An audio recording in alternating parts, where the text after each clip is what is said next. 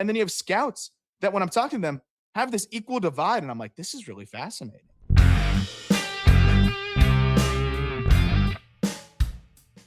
Hello and welcome to the Ballcard Show, the sports podcast. For the Sports Collector, I'm Jason Otero. I'm Gary LeMaster. Season 6, episode 29.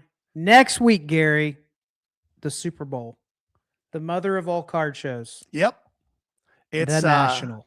We've been looking forward to it all year, and it doesn't seem possible that it's already on top of us. I know that Keith and the boys up at the shop have been scrambling like crazy trying to get ready. Oh, yeah. We've got a lot on our plate with it next week, but it's always about the most fun you can have in cards every year.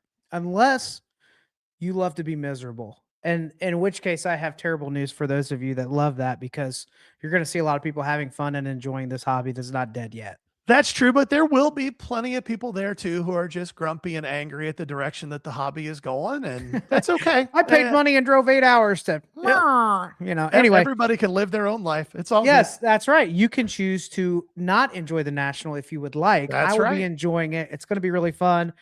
Everybody that's shot us a message, wanting to hang out, talk cards, maybe work a deal. Looking forward to it. It's going to be a lot of fun. You and I are going to be doing a little bit less value box digging this time. We just have because of time constraints. We need to buy a bunch of stuff. We do. We got to buy a bunch of live stuff. We really need to buy a bunch of live stuff. Yeah. But yeah, if you are coming to the National, we would love to meet you.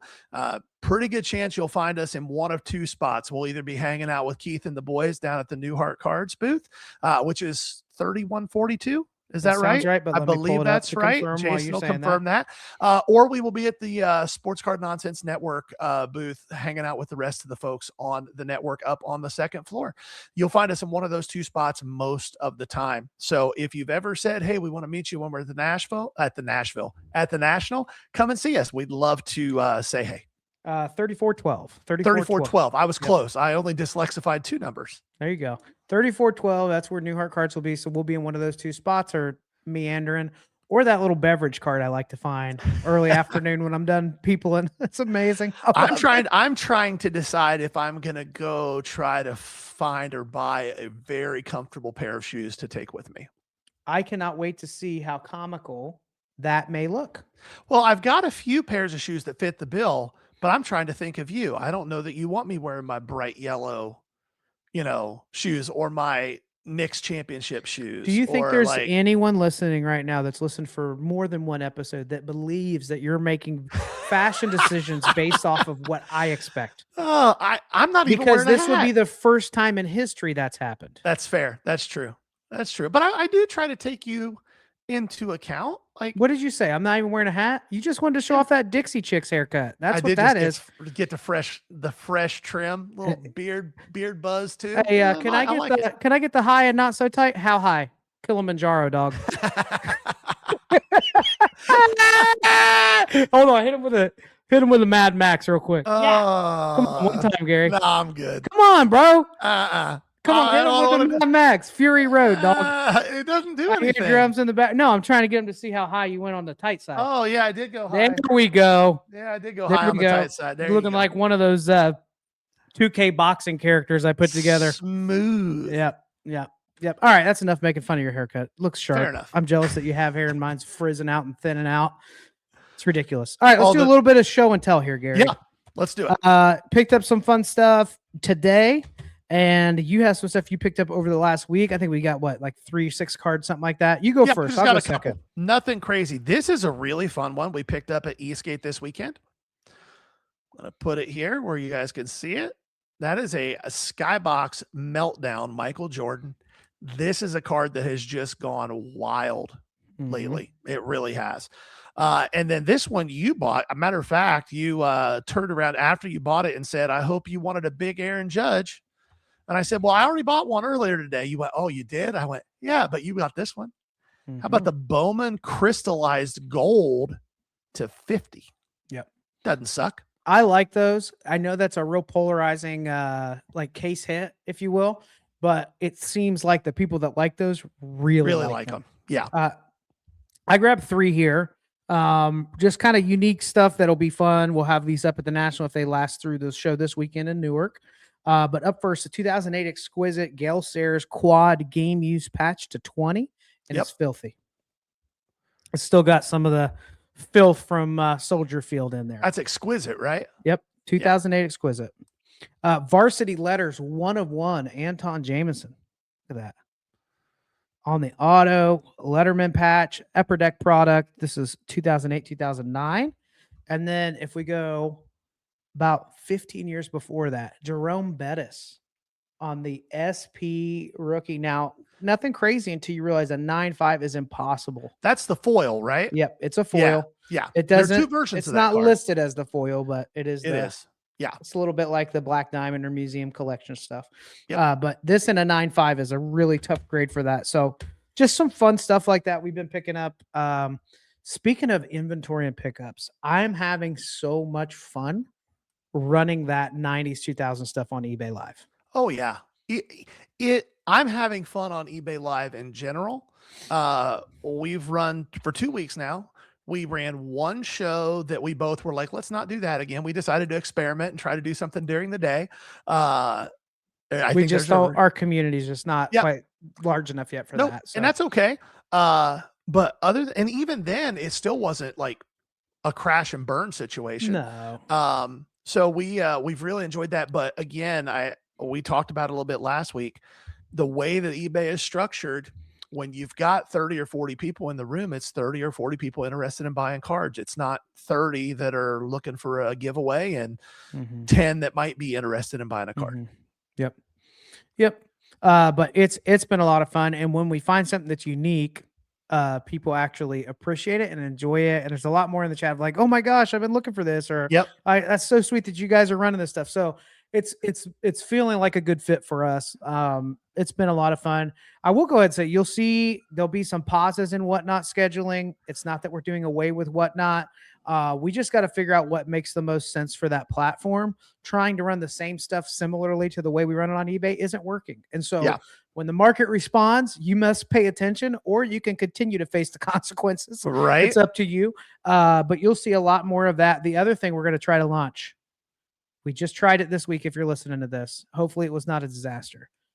OBS, baby. You're going to see our faces on the screen now. You get to watch us bite our tongue and smile when it hurts, when something goes for 50%. But you'll also get to see us mess with each other the whole time. Now, eBay Live will be paused the week of the National. Yep. So next week we will not be live at any point because we will be elbow deep in National related activities. But we will be back the following week. Yep. Okay. We had a show this last weekend. Eastgate, the City to City show at Eastgate Mall. Dan's been doing that show for quite a long time, and it's been one of our favorite local shows. I mean, we say local, it's about 2 hours, which for anybody that does this thing full time, 2 hours is pretty reasonable it's pretty short, really, when you consider how far you have to drive for some shows. So it's what we've set up on a regular basis. And this particular show had a little bit of drama wrapped around it. And normally it's something that we would stay away from, but just there were enough people saying really incorrect things that I think we should at least paint some light and talk about something that we see happening a lot as the card space is growing, as it seems like through the Midwest, new shows are popping up everywhere. People are selling their shows. Yes, that's a thing. It's very normal now.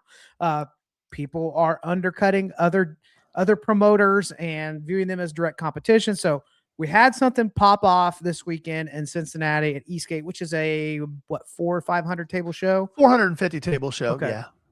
So good size, especially for a monthly. That's a pretty good size show. Yep. All right, Gary, why don't you give a little bit of a rundown here? A timeline, the facts, or just jump off with whatever you want. But I know we got to talk about this. Yeah, I think it's important to talk about because in business in general, there's just a right way to do things and a wrong way to do things.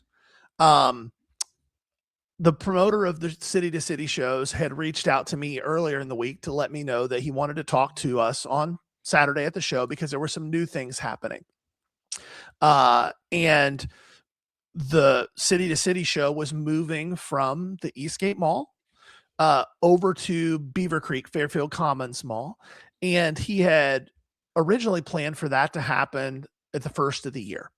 And I think he had already set that up with the Fairfield Commons Mall, all that stuff. Well, when he went to set up that and let Eastgate folks know that that was happening, the people who own the mall, they said, we appreciate you letting us know, but we're going to go ahead and pull the plug now. And so Dan was scrambling a little bit, but he took care of it. He got it fixed, and he went out of his way to make sure that all the vendors knew before the show on Saturday, sent out an email and posted to their Facebook group, hey, the City to City show is going to continue. It's just going to be at a new location. And obviously that's a tough thing to do. You're moving an hour or further away, short notice, starting next month. So I'm sure that there were some vendors who felt a little left in the lurch by that. For people that don't do this full time, driving an extra hour, might not be worth their time. It might not be. But it also opens up other doors. Well, at the show, somebody was passing out flyers saying that the Eastgate show wasn't ending, that it was continuing under new management. And they didn't bother to tell Dan that. He found out about it at the show when somebody walked up to him with the flyers. Yep. So that's one of those things. It's just not the right way to do business. More importantly, let me tell you guys something. We talk a lot about promoters and good promoters, bad promoters. I don't care whether you're a good promoter or you're a bad promoter. This is a hard business to be in. There's a lot that goes into it. It's not just saying, hey, we're having a show in a space. Here's some tables. Give me money. Right. That's not how it works. Right. And then there were a couple of videos. The guy that's taken this over has zero experience running shows, right? Yes. My understanding is he's a former buy here, pay here car lot owner, and he currently owns a furniture store. In the mall, right? At the mall? In the mall, yes. Wow. And he found out that the show was moving, and he went and secured a new lease with the mall, and then just tried to make it seem like nothing was changing. This is like, okay, you're in the arena and monster jams happen in the monster trucks, and some random dude's like, I know it says that the tour is heading to Indianapolis tomorrow, but I have a pickup truck too, and I've rented out the arena, and me and Jim Bob are just going to be whipping donuts and running ramps in the F-250. Yeah. So come back. It's the same thing. It's the same show. It's the same thing. It's the exact same thing. So I just make sure I understand the business of this, because it seemed really confusing to some people. When somebody owns a brand of a show, so let's say that we had the Ballcard Show, and it's a monthly show, and we have 3 locations. And I decide that the Ballcard Show is moving from this location to a different location, and somebody else does a show there. Do they own the Ballcard Show now, Gary? No, that's not how that works. Okay. All right. Anyway, for those of you feeling like this is high school drama, you're right, but it's our high school drama. Well, okay? and it's regardless of the drama, the point that I think is really important here is it's an old football adage, and I think you probably heard it in baseball too. Adversity doesn't build character. It reveals it. There's a right way and a wrong way to do things. And if the way that you think that you're going to be successful in a new venture is by leading people to believe things that aren't real so that you can get a head start on it, that's not usually going to work out too well.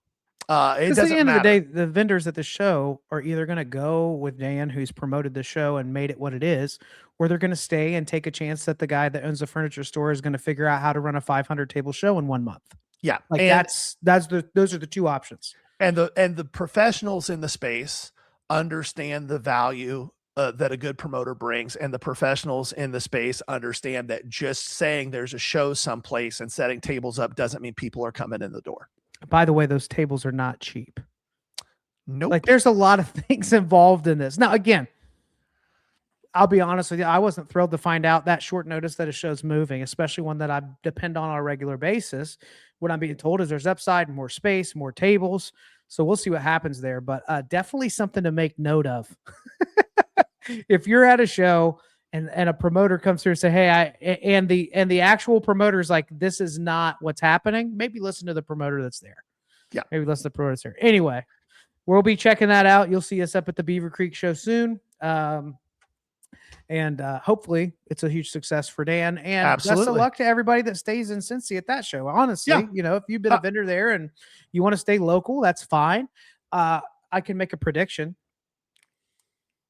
I predict that with a lack of relationships in the space with sports card vendors, that show will become wherever it can attract the most table buyers, and it's just going to be a TCG show within about 3 to 6 months. I just think it'll be hard you'll have some regulars and locals that are in that scene, but I think it'll be overwhelmingly TCG. I agree. And in general, the show has, and to be fair, it's not just that show. A lot of shows, smaller shows have gone from 30% TCG in the last couple of years to 60 to 70% CCG. Yeah. It just is what it is. Not uncommon. Nope. But I just think that'll be a tougher lift than a lot of people think it will be. Yep. Anyway, until you've done it, you just don't know. Okay, which, by the way, here in a few minutes, I can't believe I didn't bring this up till now. Super excited to catch up on this. If three of us, it would be a distraction. Gary and Aram Leighton are going to have an incredible conversation here, all prospecting. It's one of the few episodes that people request every year. So that's coming up in just a few minutes. But before we jump into that interview, I want to head up to Delaware, Ohio. Keith is burning the midnight oil here right before the National. I mean it, he is. I was up there. He's like, I'm here and I'm going to be here all day, all weekend. I'm going to be pricing boxes. He's working through his showcase stuff right now, and I think he was 3 out of the 30 boxes in the pricing as we speak on a Tuesday before. But he wants to do the showcase stuff closer to the National, so he's got more accurate comps on that and all that. But let's head up to Delaware for Shop Talk with Keith Newhart.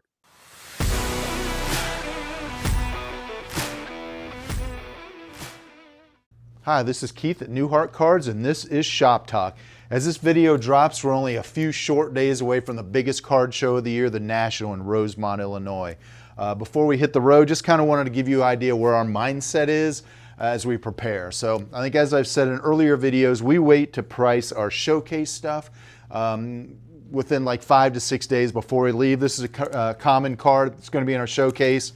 I don't know if you can see it or not, but real quick, we have basically what it is, so the year, the make, this is a pop one, what it is, so the serial number out of 100, and then the price. So in our mind, there's 2,000 booths. There's hundreds of corporate setups. There's hundreds of tables upstairs. You're not going to take a whole lot of time to look at our booth. We want to make it simple for you as possible, right? So we want you to come as you scan, hey, you know what this card is exactly, what our asking price is, and where to go from there. We don't want us to have to open the showcase, flip over the side, flip over, have our price, or depend on what our price is on what you look like, right? So you can see every single price that we have.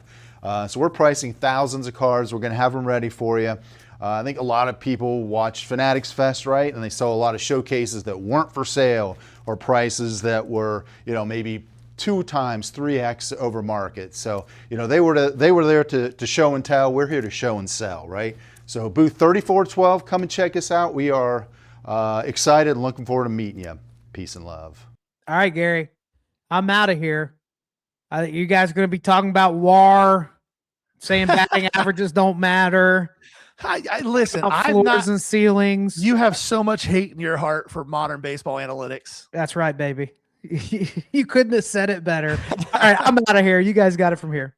All right, guys, I am super excited to have Aram Leighton from Just Baseball on the Ballcard Show this week. I've told you guys about their content and their pod for several years now as one of my go-tos for prospecting information and knowledge. Thanks so much for joining us today, Aram.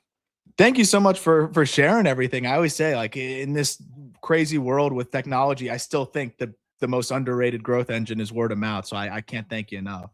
No, I mean, I'm going to be honest. I feel a little bit fanboyish, which is going to sound weird. I'm probably twice your age, but you guys have done such a great job with making the entire concept of understanding prospecting accessible to people. And not feel overwhelming. So I've always tried to point you guys this way. So Thank you so much, because that literally is the goal. So that's the best thing you could tell me. So thank you. Well, tell us a little bit about how you guys started this. I mean, I know you played ball, and what led you into the scouting side of things, and then going, hey, we should turn this into what we've turned it into. Yeah, so there's like the 2-hour version, there's the hour version, and I'll try to go with the TLDR couple-minute version because there's so many wrinkles to it. But I think you hit the nail on the head of like kind of just the concept of what it was like an itch I always wanted to scratch, and not just for myself, but I just felt like for the space in general. But for me, I was fortunate enough playing baseball down here in South Florida, growing up. Played with a lot of people way, way more talented than myself. I felt like I was just good enough to play with them, but not good enough to be like, it was very clear that I was one of the worst players on the team. So I always joke, I'm the all-time sacrifice leader for my high school team. And I take a lot of pride. Some of those were just sack flies that I got under because I thought I had more juice than I did, but a lot of bunts as well. But through that, I had so many really close friends, a couple of my best buddies that I watched just go through the college route and then draft and the minor leagues. And for myself, just like I always felt like my mind was ahead of my body. I was like, man, talking to these guys, and I would throw batting practice to them every pro off season. And I just fell in love with that side of things. But I was always just hell bent on being able to stay in the game. I was like, well, I'm not gonna be able to do it playing wise, especially after I tore my labrum. I'm gonna play a couple years in college, then what? So made the late pivot and ultimately went to journalism school at Syracuse. And I said, okay, well, now what? How do I make sure that I'm in baseball? And at first it was the play-by-play route. It was just, how can I be at the ballpark every single day?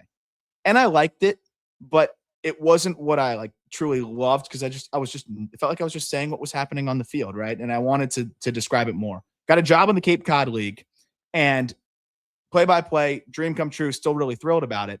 But before every game, the scouts would ask for like a lineup and who's in there. And I was just so fascinated by who they were asking for, because I was there every day watching batting practice, talking to the guys, and like, you sure you don't want to see Lo Profito too? Like, what, you sure you don't want to see Mervis? Like, they were just asking about like Nick Gonzalez and Casey Schmidt, and is this guy in the lineup? And so then just hearing more about like who they were looking at, why, sometimes just being like, oh, I don't know if you're looking at the right guy. It got me really into that whole process. And then hearing from my buddies and them going through their side of things in the draft process was really fascinating. And I just always felt like there was, at that time in particular, you really saw the rise in fans having this interest in what are all these numbers that are being cited? What are all these numbers? Some having a visceral reaction to it. And then you have scouts that when I'm talking to them have this equal divide. And I'm like, this is really fascinating. Like, you have the industry within itself, like, a lot of people split on things, and then you have fans similarly split as well. You have this gigantic knowledge gap between the two. And that was where I just really started to fall in love with the draft and player development and scouting process. So started the Locked On Prospect show from there. And it did way better than I ever thought it would. And just kind of progressing from there, I had the dream of just kind of having our own brand and our own place. And it really just started I wanted to have a website where all the stuff I was talking about on Locked On Prospects could, be somewhere that people could read. And as I started to come up with the idea to building out the website, that's where I was approached by my co-founder, Peter Apple, who's like, well, we needed to pump this all on socials and stuff like that. And obviously Jack McMullen was one of my best buddies in college and was clearly just destined for great things on the broadcast side of things immediately at Syracuse. That was like the most obvious thing in the world. And we all had our jobs disappear when we graduated college in COVID. So I was going to broadcast in the minor leagues to just buy myself more time and make more connections until potentially working with the team was kind of the dream. And Jack was already ready to broadcast in the minor leagues, and Peter was ready to sell tickets for the Yankees.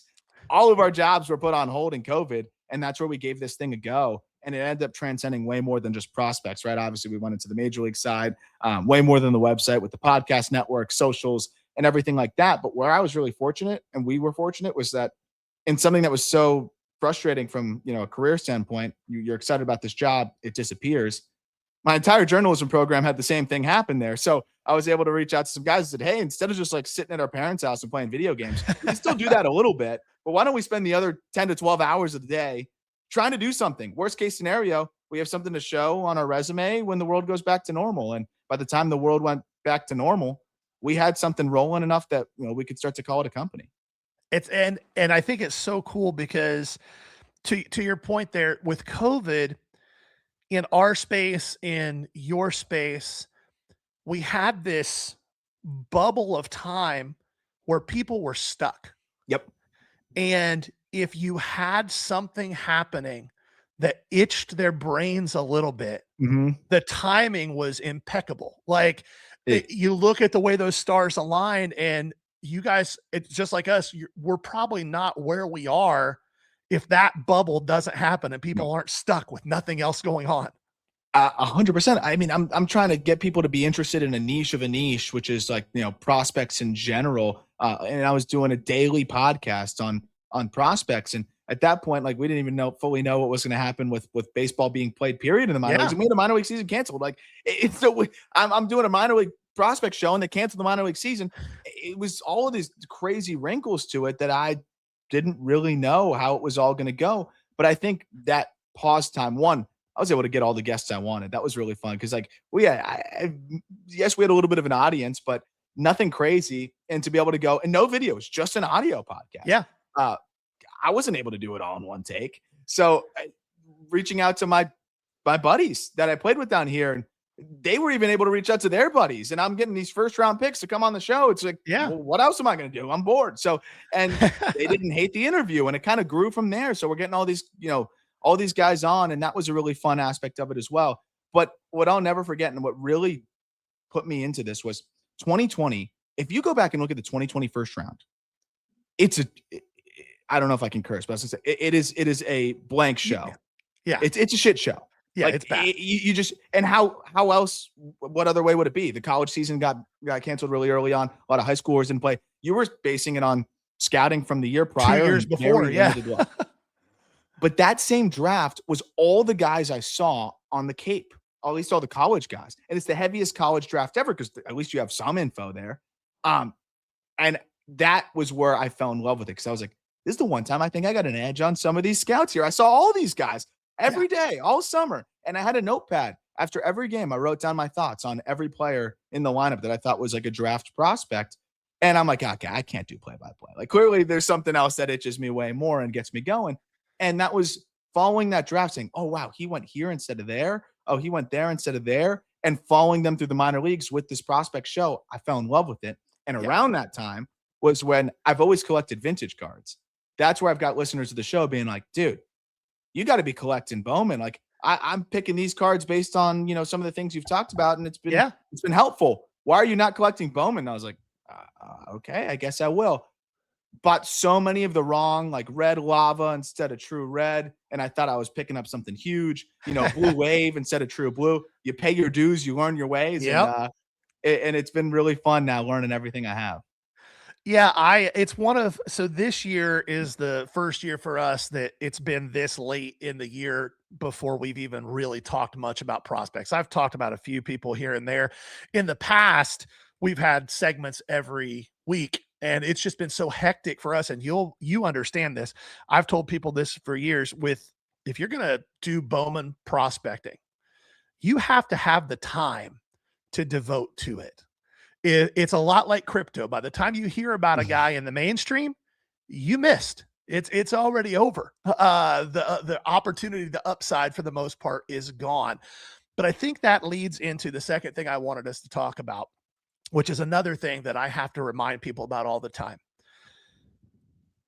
Prospect rankings and hobby prospect rankings are not the same thing. You can have a guy, I use Brandon Nimmo as my blanket statement for this.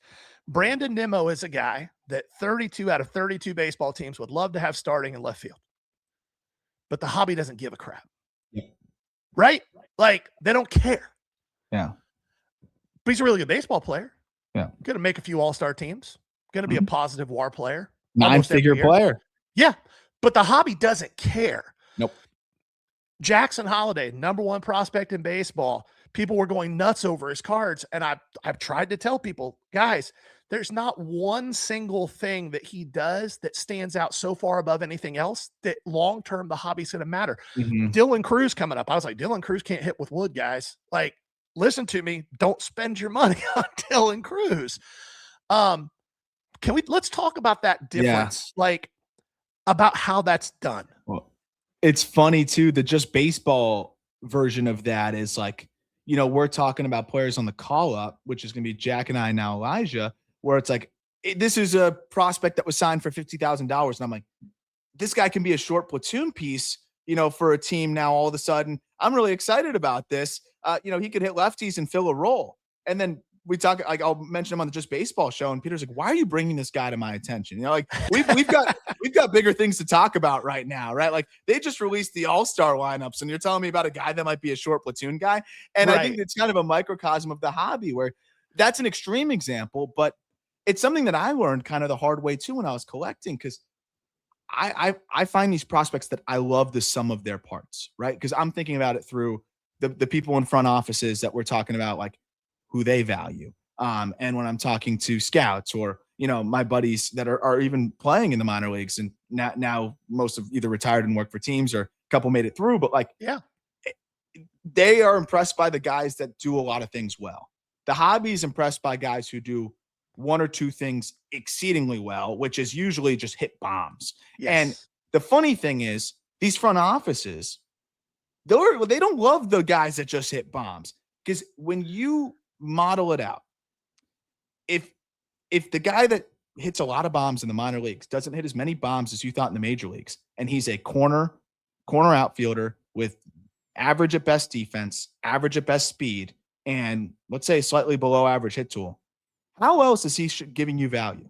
If he's not hitting 30, where else are you getting your value? So the range of outcomes are not great. For the hobby, though, if he hits 40, like his 95th percentile or 100th percentile is, congrats, you just hit big on that card.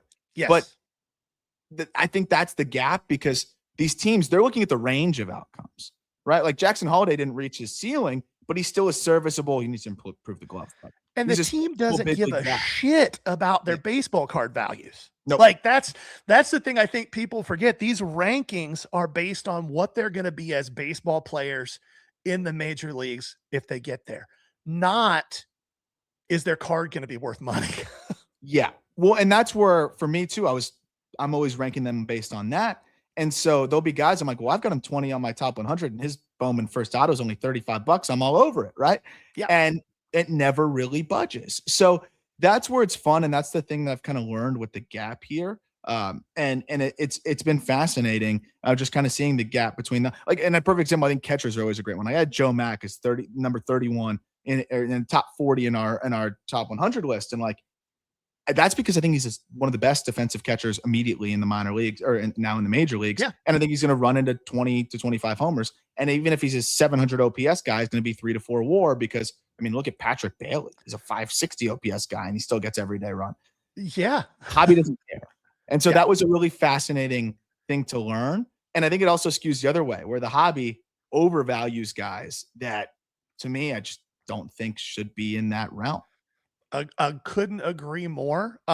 It's always important to know which world you're playing in when you're making decisions. From a scouting standpoint, one of the things that I think a lot of people don't understand when you're prospecting, whether it's doing scouting or, more importantly for us, for what we talk about on the card side of things, what does that take? And then one thing I also wanted to touch on, because I was very impressed that you guys did this, and I think you're the only people that do this within your player ratings and rankings.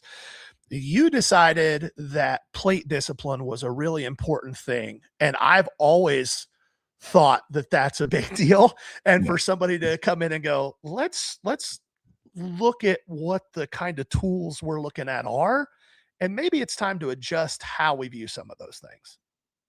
You made my week, because to me, this was one of the most frustrating things to try to communicate to our audience. And that's where I think a lot of this ends up helping me. It's like, what do I feel like might be getting lost in translation? And I felt like hit tool being conflated with swing decisions was really frustrating, because you'd have players that are really, I'll go on the other end of the spectrum first. You could have a guy that's a 40 hit tool, let's say. And so people are going to be down on him. But if it's above average power, you say, okay, but the combination of those things, he's got to really get to that power. But if the swing decisions are elite, he's rarely going to be giving up strikes outside of the zone. So if he's swinging and missing a little bit more in the zone than the average hitter, but is giving away less strikes outside of the zone than the average hitter, in aggregate, that guy's probably going to be just about average in the on-base department. And in a world where on-base percentage is way more important than batting average, and I still love a good batting average, don't get me wrong, but when we're talking about the value of a player here, Baseball America is as good as they get. And I've learned so much from Baseball America, but that was one of the areas where I'm reading, I'm like, but why does this guy have a 50 hit tool, but then this guy also has a 50 hit tool, but their contact rates are completely different? And that's where I really felt like I wanted to scratch that itch. And that was something that really stood out to me. So I felt like with the other side of it too, you'll have these 60 hit tool guys that just swing at everything. And so, yeah, the bat to ball might be elite, right? Like great contact rates. You're going to sneak more balls through the hole in the minor leagues because they're not shifting you as much. And even with the limited shift, they can still play you. They know exactly where to play you. Everyone's got a card in their back pocket for a reason. And the pitchers will exploit that more at the big league level.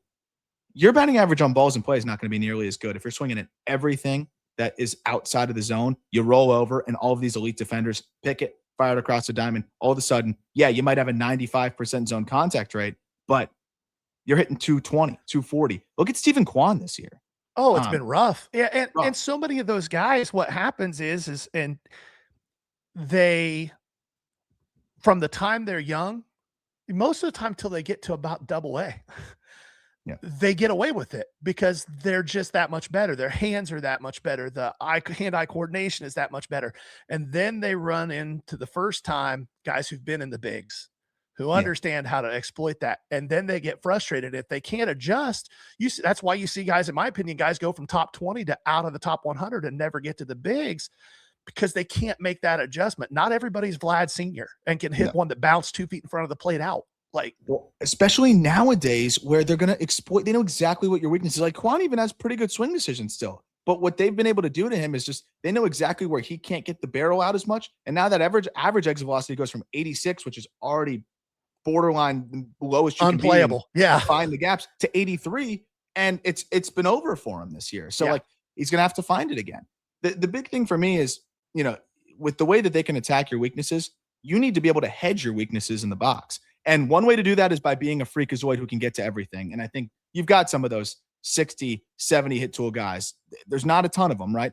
I think the other aspect, and a lot of guys that got lost in between here, was the 40 to 50 hit tool guy that has elite swing decisions that allow him to maximize his offensive value. And I think there's a lot of examples of that. I mean, Aaron Judge is still among the bottom in terms of contact rate overall in baseball, but he is one of the best at his swing decisions, rarely expanding, knowing exactly what he wants to do. And so if you're 80 grade swing decisions, but you're 30, 40 grade hit tool with 80 power, you're going to get to that 80 power still a fair amount. He might be the best that I've ever seen at being willing to take strikes that he knows he can't get to.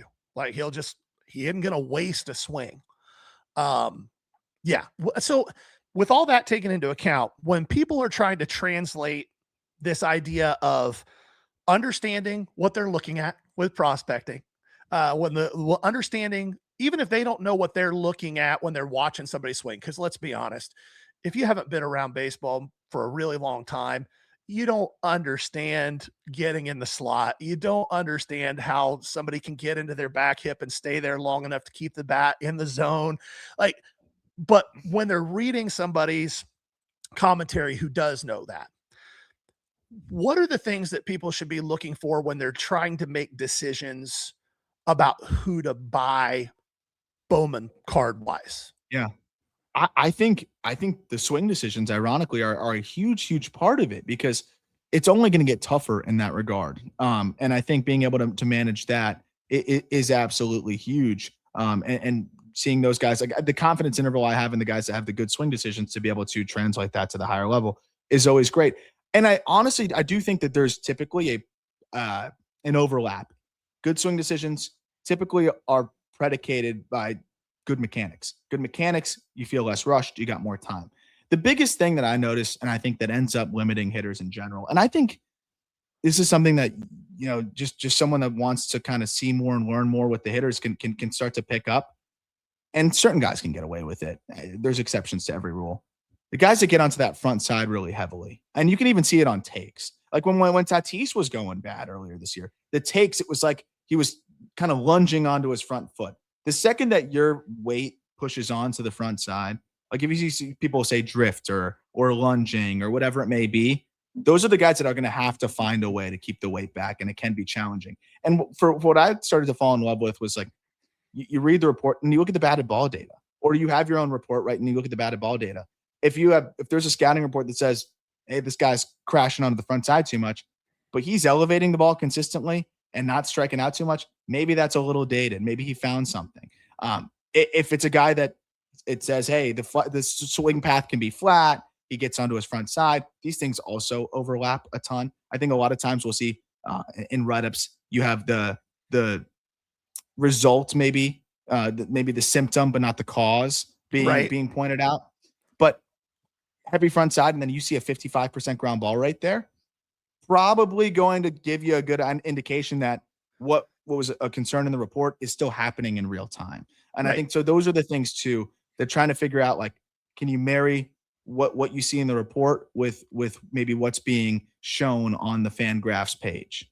Okay. So what if somebody's saying, if they're watching this and they're going, okay, I hear what you guys are saying, I want to try to learn more about this and dive into this beyond listening to the call up, beyond listening to some of the other content that's out there.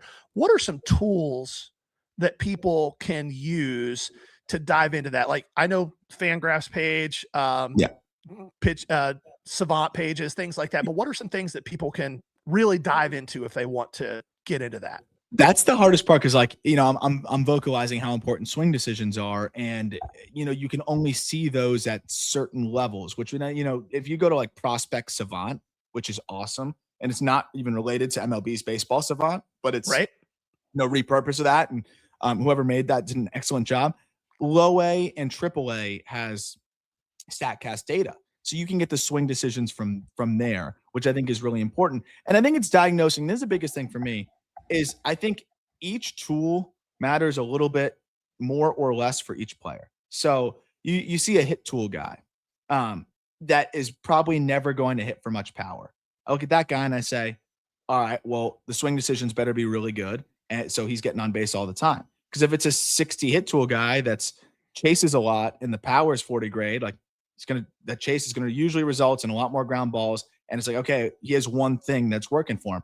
If it's a huge power guy, I'm going to say, well, let's hope that the hit tool is at least average. If that's not the case, then let's really hope that the approach is there. So for those tools, like, I think Prospect Savant is awesome. And if you look at low A and triple A, you will be able to get the swing decision data, like chase rate. Unfortunately, it's not public for high A and double A, and that's where you're going to have to trust our swing decision or plate discipline grade. Sorry. Right. But I do think lower level walk rates can be quite deceiving. I think minor league walk rates in general can be deceiving. But if you look at strikeout to walk, you're going to get a pretty good indication of what a guy's doing to control his at-bats, right? And they look at the two levels that you're missing is high A and double A. Double A especially, like, strikeout to walk's going to hold and be a little bit more important. And low A, not so much. Guy could just never pick the bat off his shoulder and get on base at a pretty good clip. Look at Xavier Nyans. Even though I like him, like, doesn't swing, and he walked 26% of the time. At least at that point, low A is publicly available data with like a Prospect Savant, where you can search the player and get everything that you want there. The other aspect, I think, is watch these hitters and trust your gut.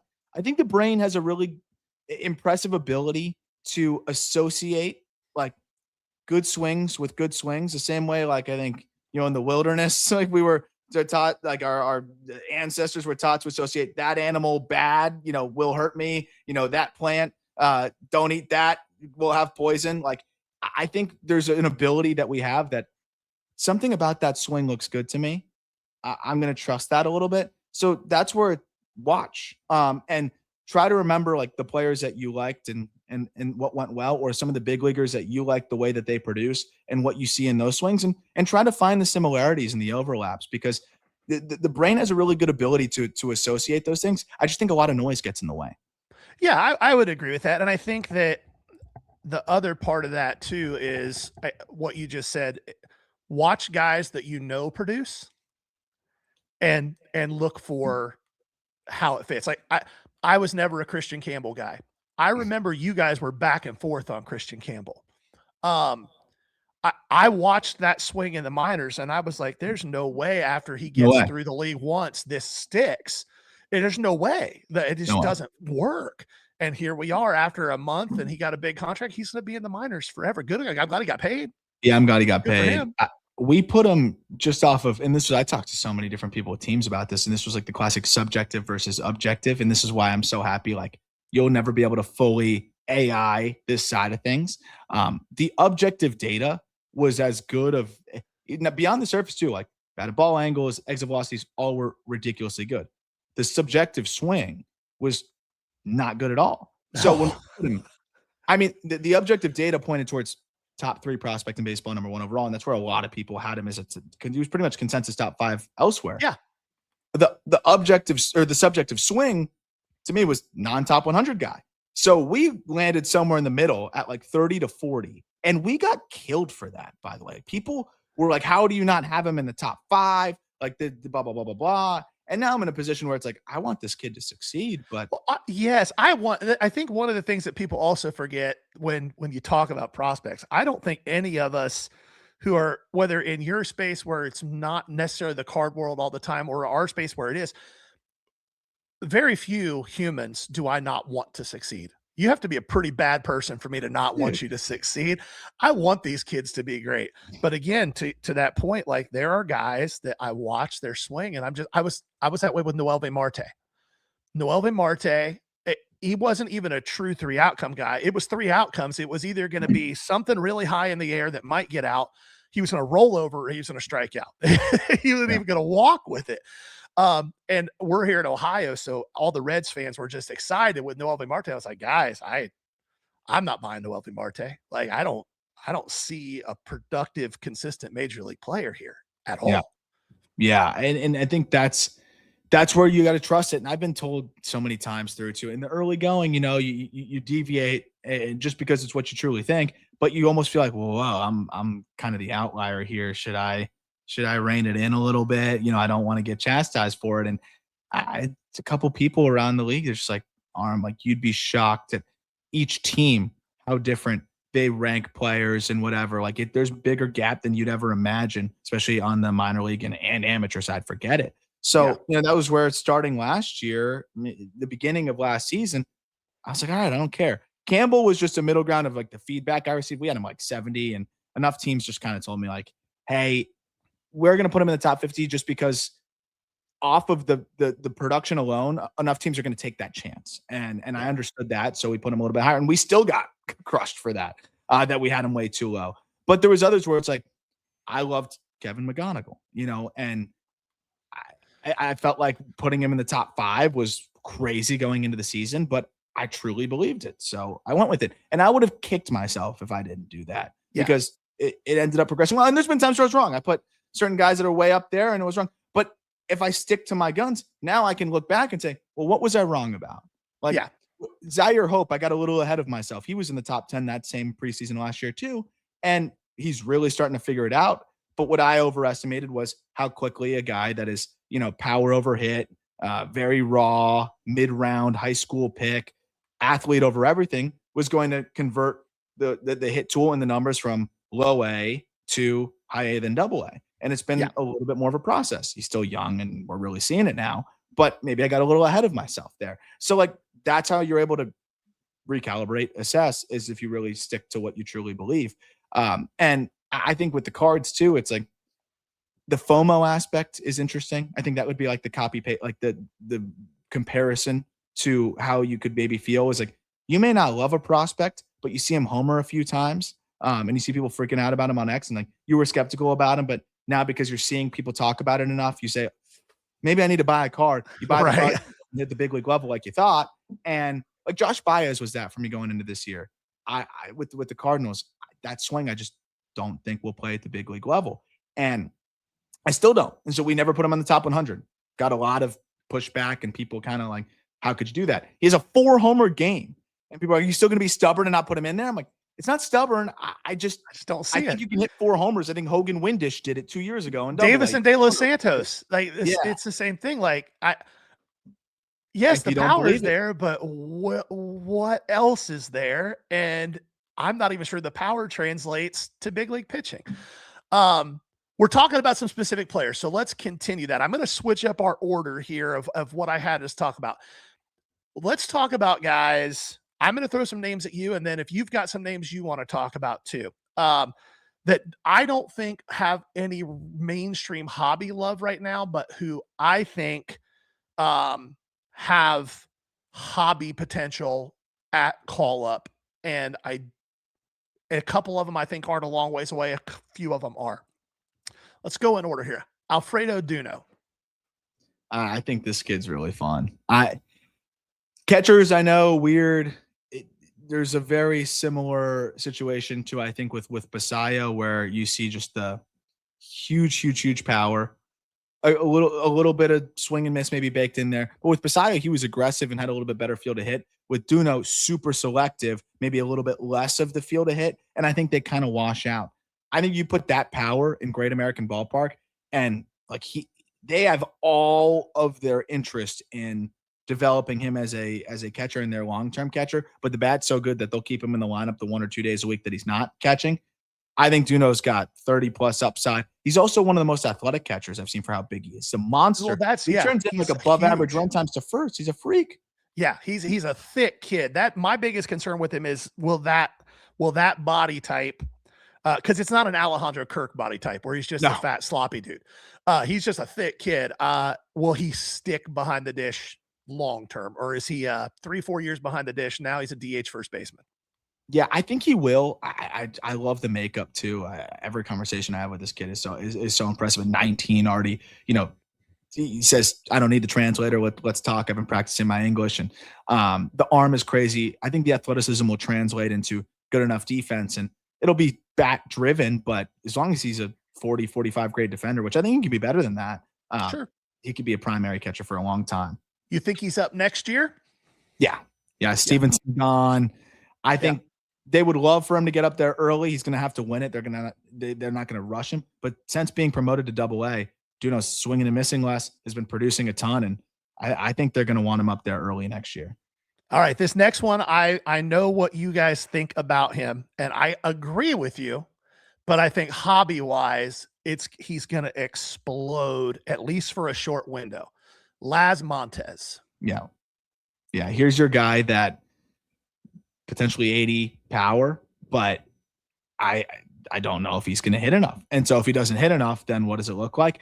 If he had the great swing decisions, then I could maybe, palate it a little bit more, but the swing decisions are kind of average, maybe slightly below. And I think that's predicated on his mechanics, because big barrel tip that I think causes it to take a long time for him to get back on plane. Big barrel tipping kind of leaks out. And so it takes a little bit longer for him to get on plane, and he has to decide a little bit earlier. You decide a little bit earlier, you're going to chase a little bit more. But at the same time, this dude has destroyed baseballs, absolutely destroyed. And he can still turn around velo. Like he'll get it. He'll still get it out there. I just think more properly executed breaking balls at the big league level are going to get him. I don't think there's a ton of adjustability.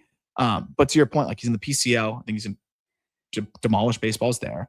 And then he could be one of those guys that has a torrid stretch at the big leagues. I just think at a certain point, that 60% contact rate in the minor leagues is going to catch up to you, because that is pretty much below the floor of where you could be in the big leagues. So you would need him to improve his contact rate at the big league level, which is, hey, crazier things have happened. It's a tough proposition. I think there's a window with him after call up where he could have a Aristides Aquino type month, where if you've bought his cards, and because right now, for a while, his cards were super hot, and now they've really cooled down.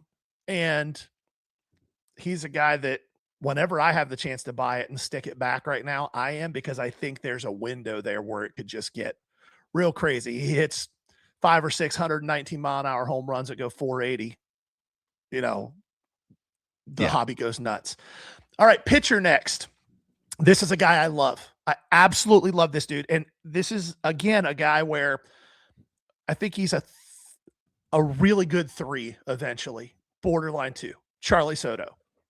Yeah, I love him. I think he could be so good, and it's just been a matter of health for Charlie Soto. And he was one of my favorite breakout picks going into last year. And in the first few starts, he did everything that you would want to see, where he was mostly just sinker, changeup. And he was converted shortstop in high school, remember? So, like, he just kind of threw like an infielder. And he shows up in the next season with a true riding four-seamer. And I'm like, okay, well, now that's how that's going to set up the changeup. And the sinker is going to be scary. And then a much, much improved slider. I'm like, okay, well, here we go. Here we go. Because the tunneling on those pitches was wild. Oh, my God. It was wild.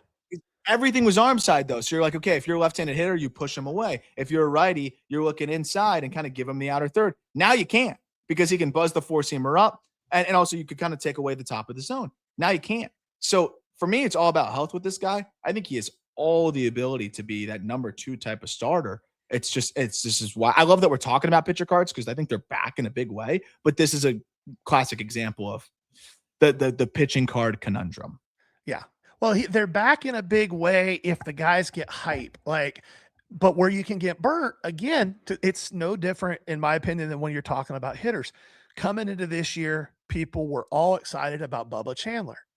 I like Bubba Chandler. I think Bubba Chandler's a good pitcher. I think he's going to be a consistent 3, maybe a high-end 4. He wasn't Paul Skeens. No. It was never going to be Paul Skeens. But people were like, he touches 100, he's Paul Skeens. No, that's not how that works. Yeah. All right. Another catcher, another guy that I also like quite a bit, Eduardo Tate. Yeah. I think he's also like one of those patient guys you got to be patient on. He's where it's interesting. So Tate, I think, huge power potential. People also forget how young he is. He's still 19 years old. Yes, very young. For him, the field of hits actually pretty good, maybe better than you'd think when you look at the batting average. The approach is the challenge. But I get a little bit less concerned about a high chase rate when you're a 19-year-old catcher that's been kind of pushed pretty aggressively, right? And I think they slowed things down for him this year at high A. But I think he has a fun buying opportunity, because people are just going to look at a 79 WRC plus or whatever it may be and say, I don't know, 287 OBP. Can launch 17 homers already this year. And I know balls have been flying a little bit more in the minor leagues, but I've seen him hit balls 113, 114. He just yesterday hit a homer 111. And he's got a lot on his plate to try to prove that he's a primary catcher. I love the swing. I like a lot of the things that he has going for him. And I just think it's a matter of smoothing things out and getting more consistent. The problem is, and this is where it gets difficult, is when that chase rate gets to like 40%, which is where he's at, sometimes there's just guys that can't get out of swing mode. And I do have some concern that he might just be one of those guys that can't get out of swing mode. Needs more time, obviously. But, if we go to his age 20 season, where I know that he has been told a billion times at this point, you need to swing less, you need to shrink the zone, you need to be more selective, and he can't, that tells me it's probably a guy that's just stuck in swing mode. We're there. Yeah. I was surprised the Phillies traded him in that deal. I really was. Because it's not like they have a plethora of catcher talent there. So last one that I had, I've read your write-up on this guy, and I agree with it for the most part. I think that it's still going to come together. Wyatt Sanford. Yeah, I mean, I'm definitely due for an update on him in general, because he's basically changed identities since we saw him the first year, and then since we've seen him this year. What's fascinating about that identity shift is that it's come with a lot more whiff. So it looked like he was a little bit more hit over power, and we saw that in the first year, and then this year it's kind of flipped on its head, and he's completely power over hit. He's one where I just get skeptical at the contact rate. Just bluntly, there is just 61%. Like, you're going to need to really slug. But he is really slugging. Can he close that gap? He's got plenty of time to try to prove that he can make more contact. That's where I think it gets interesting. But I was just a bit surprised. Like, he made some changes. He's way more into the back hip this year, and that's allowed him to elevate more, hit the ball harder. I mean, he's got an average exit velocity of 91 miles per hour.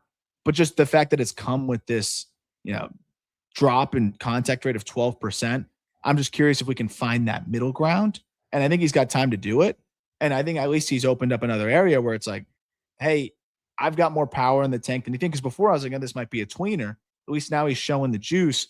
I'm a little concerned about the rigidity of the swing. Like, it kind of sometimes seems like it's one swing for one spot and there's not enough adjustability, but he's got plenty of time. And Corey would show the ability to make a pretty significant adjustment that has correlated to, improved results.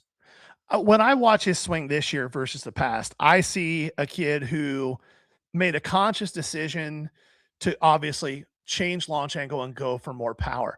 But man, I remember that swing on the circuit. The bat stayed in the zone so long. Like, it was on plane almost instantly. And if he made that adjustment this year, my hope is that next year he blends those two things. Yeah. And if that happens, you've got a real good shot at him being the Pirates' next second baseman. Because he's not going to be a shortstop. Connor Griffin's the real deal. And I don't think they're going to move Connor Griffin to center field. Although Anil Cruz is terrible out there. But Sanford, I think, is going to be a second baseman. And if he can just get some of that back, to your point about adjustability, like, have a couple swings, when you see what you want, you're hunting for, let's get into that back hip and stay there and launch the hell out of it. But it's okay to drive a ball to the other gap. Yeah. Get on base. But to your point, 22% increase in hard hit rate is just nuts. I mean, the top end exit velocities and how frequently he's getting into him is amazing. If he can find, that meshing of the two, then you've got a monster here. And I think you could start to hope for that, like, Brandon Lau type of progression. But that's where, for me, I look at and say, okay, probably a little ambitious to say he's going to increase the contact rate by 15%. But if he can get to the point where it's closer to 70%, and then the swing decisions are plus to where he's never chasing, great. He's going to still strike out a fair amount, but he's going to homer, he's going to walk, and he's going to hit the ball enough. And like, here's a perfect example of a guy, instead of hoping that he can and trying to make it to where he can increase his contact rate by 15%, let's increase it by 7-8%, but let's improve the chase rate by 5-7%. In the aggregate, you're giving away almost as little as strikes as you were before. Right. So like, I think that's the area. Cause I kind of just look at it as like, how many strikes are you giving away? And you can give it away two ways: swinging through a pitch you should have hit, or chasing a pitch that you shouldn't have swung at. And so if you can do a little bit of both, which I think he has the ability to do, then we could see a big year next year too. I love it. All right. Last thing. And then I'm putting you on the spot here. We are in that time of year where people are starting to get excited for the mid and later season call-ups. Give us a few guys that you think are going to come up soon that are going to at least potentially have some hobby love. So Angel Hanau is a fun one with the Guardians. I don't quite know where they're going to fit him in yet. If they want to do it tomorrow, third base is an easy spot, right? Until J-Ram is back. But I just think with the way the Guardians are set up right now, they need offense. Bazana, that's your second baseman of the present and future, but man, he's not the best second baseman. Is there a way that we can rotate a little bit? Bazana get a DH day, figure some things out in the name of some better defense, a little bit more speed, and just, I think, having more of a dynamic aspect to your lineup. That's a guy that I look at and I think could get up there and help a team that's going to probably make the playoffs and be competitive. So they always figure out a way. They find a way. And I think this team's been better than some of the previous that have made the playoffs. It's just been more of a matter of kind of, I would say, having enough of the offense. And I think they've got more this year than they have in the past. Cade Anderson, I think they're going to find a way to get him up there. And I even think Ryan Sloan could find a way to get up there. I think that we see a world where the Mariners all hands on deck. This team is so frustrating this year. They should be better, but the American League is so bad that they could either win their division or get in the wild card. I think one path is trading away a starter, which in a world where we're going to have like only 4 teams selling because it's so bad this year in the American League, to pull off a big trade, you might need to do a big leaguer for big leaguer. Could one of the guys from the rotation go? You plug in Cade Anderson. The other angle that I think is very real and very possible is that both of these guys, especially Sloan, who they don't want to throw a trillion innings, end of the season, they could be put into the bullpen. Remember what the Tigers did with Jackson Jobe? And he came out, He had this special intro, he threw fuel. I don't know how that does for the hobby, but if Ryan Sloan, if the Mariners are saying, this is a guy that's going to be in our rotation next year, but we're going to bring this kid up to the big leagues to help us, make this playoff run. And he's throwing 101 out of the pen with one of the nastiest sweepers you've seen. I just feel like people are going to get really excited about what could be the next year. Cool. I don't hate any of those. Cade Anderson is a guy that I'm a little iffy on personally. I like the stuff. But I think that he's a guy who is probably good, unless they are just committed to, he's going to pitch 4.5 innings. He's going to be on a count. That arm might fall off sooner than later. I do like Ryan Sloan though. I like Ryan Sloan's mechanics a lot. His mechanics are amazing. He's just so ahead of his years. And, with Cade, like he had the workload last year and then maybe that's a way that they want to kind of manage him. He'll go kind of in long relief, whatever it may be. His field of pitch is just so superb. Oh yeah. Any pitch and any count. It's so impressive. I would have thrown Kalen Culpepper in there for a Twins team that's trying to be competitive here and may reshuffle still at the same time, kind of buy and sell. He's dealing with a hammy thing, but if Culpepper can come back, like I think Royce Lewis could still be on the go, and then Culpepper could play, kind of anywhere they want on the left side of the infield. Culpepper's a guy that I like too. Just a baller all around, just a really good all around player. And I just think for that team, you look at Walker Jenkins too. That time's coming now. There's some urgency with this Twins team. I think with the new ownership to just kind of make some things happen here. And we've kind of forgotten Emmanuel Rodriguez. He's already swinging again from the thumb issue. Look at the corner outfield guys. Some of the guys are getting run out there. I think they might go Jenkins first, but whatever they decide, I think there's a world where Emmanuel Rodriguez could get a look as well, because why even waste any more bullets on this guy in AAA? He gets hurt so often. Might as well just get him up to the show. All three of those guys. That's how I felt. Like Culpepper, even before the hamstring injuries, like why is he still down? What's happening here? Like it's not a situation where it's Jonathan Clase where it's like everything's an uppercut and there's no point. Yeah. Like the dude's a player. He plays good defense. Like, what are we doing? And Emmanuel Rodriguez, it's health, but my God, even if he only gives you 60 games a year like Royce Lewis, he's still going to hit 20 home runs in those 60 games. Like, what are we doing? Oh, yeah. So, it's going to be very similar, actually, to the Royce Lewis experience, probably. But another guy, a lot of swing and miss, one of the best approaches I've seen in the minors, and that's why I think he'll make it work into that 3 true outcome, kind of situation there. There was one other name I was going to shout. Now I just drew a blank, but Charlie Condon. Rockies are going to sell. They're going to I know people aren't huge Condon guys, but we're talking about the hobby. Talk about a guy that can just get up and mash. I mean, we saw him hit 10 homers in 20 games in Albuquerque in like 6 and 5 games. I think the swing's gotten better. I was always a little bit lower on Condon out of the draft, but I do think this is a guy that could get up to Coors and just produce out of the gate, and it'll be enough like where he'll get some hobby love again and doing it at the big league level. They're going to clear space for him. They're going to trade. This is finally a front office that actually operates. So they're going to trade some guys, some vets. And I hope that you're right there. I've never hated Condon. Like you, I was never as high on him as some people were. My issue is that he's with the Rockies, and until they show me that they can develop a hitter and actually have them produce at the big league level, I have a hard time believing that they can. Yeah, I guess the exciting or a little bit more encouraging part is that they've just got a little bit more infrastructure there instead of just like the 1950s approach that they had in the past. That, like, I think we've seen some guys come up there and have some success. I mean, the fact that TJ Rumfield has been able to have the success he's had, Cole Carrig, Moniak since the trade and coming over, who I think they're going to end up dangling and sending out. But yeah, I think they went from incompetent to like doing some things go well. And I think for a guy like Condon, that might be enough. But yeah, I don't blame the skepticism with the Rockies. Yeah, that's it's not the players. Like, I like Ethan Holiday, but it's like, oh God, why'd he go there? Yeah. All right, my friend. Well, hey, again, I can't thank you enough for joining us. Take a second here. Tell the people where they can find you guys. Yeah. So I don't know when this is airing, but tomorrow, so it would be Thursday, we're doing a MILB simulcast with Bally that I'm really excited about. So on our YouTube channel, it's Just Baseball Show, or it's Just Baseball Media on YouTube. Also the Call Up, we'll be streaming it on those. It'll also be on Bally, on the Bally site as well, and on Bally channels. Really excited about that because we'll be whipping around like 4 or 5 different minor league games, sitting, talking, just breaking it down, talking about the top prospects and making something fun out of it. So that'll be on Thursday. But if you missed that, you can watch it back, and we'll also be doing it, in the future, hopefully again too. But you can find us on the Call Up podcast, breaking down everything in the minor leagues all the time, kind of like this. And then the Just Baseball show, which is every day, every weekday, keeping you up with everything that's going on the major league side, and then the prospect write-ups and all that good stuff at justbaseball.com. Awesome, man. Appreciate it. Guys, make sure you give Just Baseball a follow everywhere you can. They do it better than just about anybody. Appreciate you, Aram. Thank you. Thanks for the time.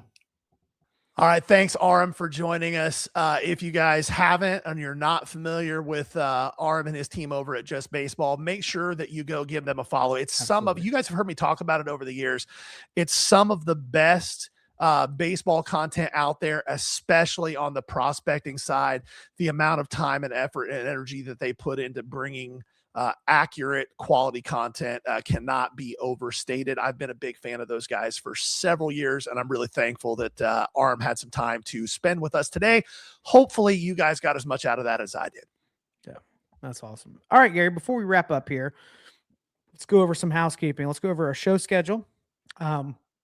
Remind people that as of right now, Wednesdays and Thursdays are our main eBay Live night. We will probably entertain the idea of a third show very soon, so keep an eye out for that. We're looking at some different options there. Next week, as we mentioned, we're at the National. You'll probably either find us hanging around the SCN people. I believe they're upstairs, or we will be with Keith at New Heart Cards, or just out and about. You find me by the beverage cart. You know. The week after that, I'm on vacation again, Gary. I feel like I just did this. That's okay. This is family vacation. I take the kids this one. Last time was the anniversary, yeah. so we'll be down in the Bahamas. Gary will be at the Circleville show, the Circleville Card Convention. That's the name of it. That's going to be at Circleville High School, right? Circleville Elementary School, right behind the high school. Thank you. Right behind the high school. And then the following week, we'll be back in Northern Indiana, Shipshewana, one of our favorite large Midwest regional shows. Anything I'm forgetting there, Gary? No, make sure you guys, if you haven't yet, hit that subscribe button right here, hit that like button, maybe even that little bell to tell you when we drop new episodes. Although if you're a regular, they come out every single Friday. Yep. This has been the Ballcard Show, the sports podcast For the Sports Collector. Bye now. Peace.